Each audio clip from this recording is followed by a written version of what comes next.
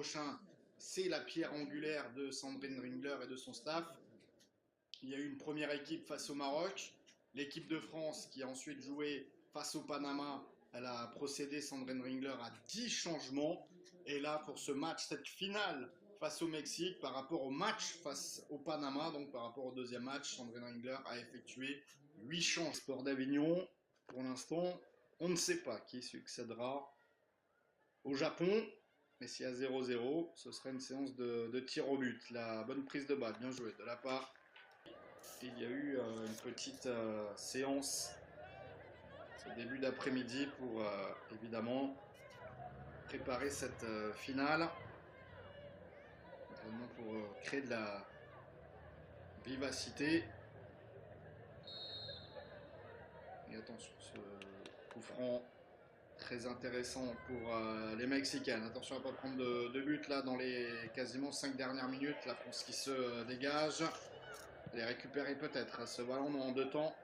La Mexicaine Giselle Espinoza qui a réussi à mettre ce ballon loin devant.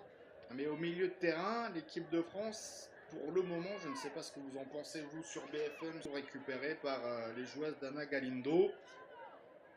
Alice Soto, le centre de Soto qui avait marqué face aux Japonaises samedi dernier. Et le troisième but.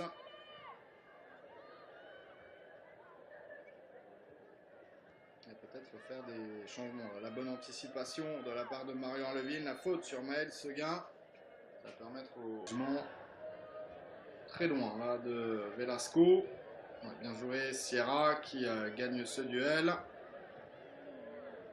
Au duel là avec Angélique Saldivar et les Françaises. Allez, ce ballon qui va être trop long malheureusement, directement dans les mains de Itzel Velasco, que je trouve, je ne sais pas vous, mais je trouve...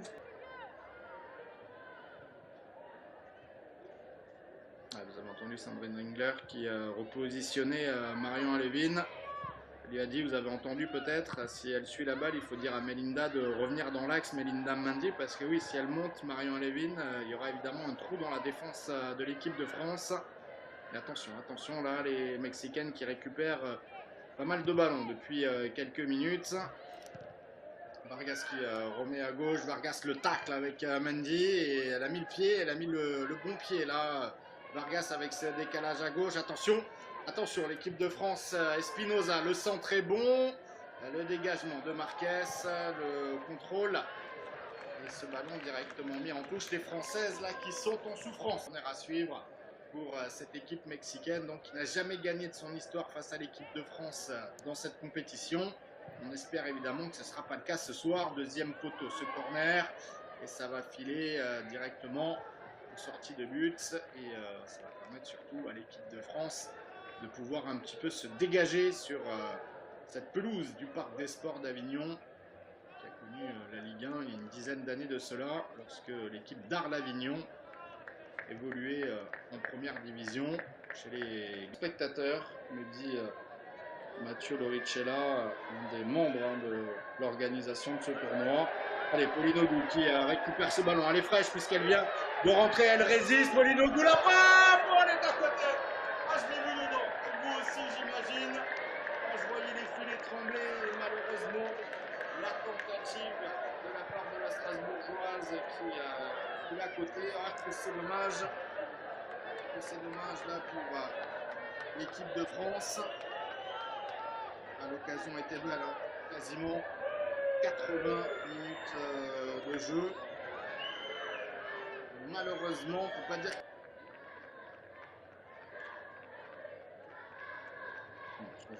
Deux changements mexicains. Sortie de Fong. La sortie également de Tatiana Flores.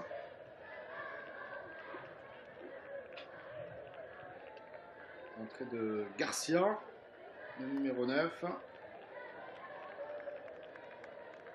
Changement du côté du Mexique. Sortie numéro 2, Michel Fong. Et sortie numéro 19, Tatiana Flores. Une séance de penalty, aller chercher une une récompense supplémentaire. Ndongala qui est contré. Neller avec Seguin. Et le ballon dans les pieds des Françaises. Allez, les Bleuettes là sur le côté droit. Pauline Aubout. Une très très bonne qualité de centre. Ça peut être un lob. Oh, c'était pas très loin de la lucarne droite d'Ixtel Velasco. Et finalement, ça sera un renvoi au 5,50 m.